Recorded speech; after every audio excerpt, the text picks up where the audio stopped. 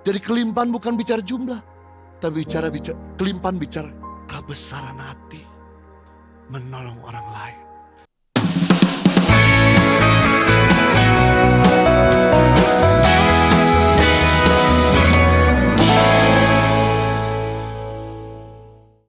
Satu kali ketika saya melayani kota Manado, setelah saya melayani gereja hari Senin, saya kembali ke Jakarta. Saya diantar sama seorang supir dari gereja tersebut.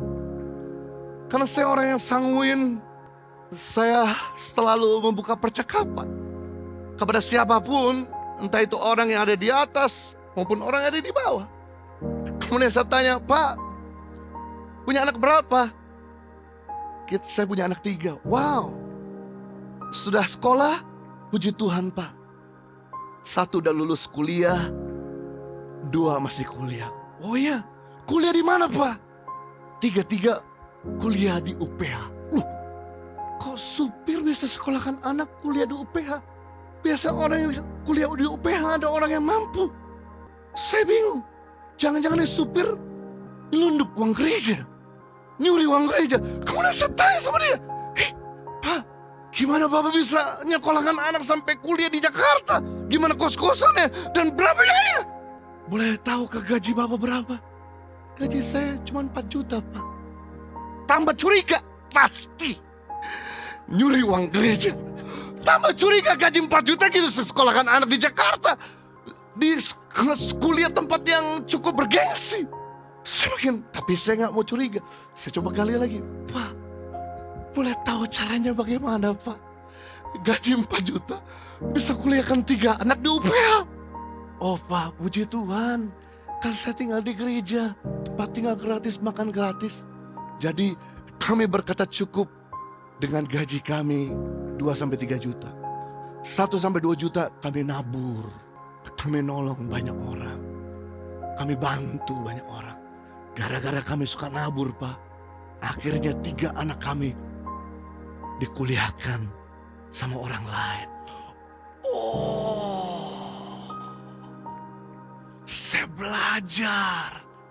Wow, saya belajar sesuatu dari Bapak. Saya sebagai hamba Tuhan yang perlu belajar. Kemudian thank you, Pak, untuk sharingnya. Saya masuk ke pesawat, saya matikan handphone. Kemudian 3 jam perjalanan sampai di Jakarta, handphone saya nyalain, bunyi. Saya tahu angkat.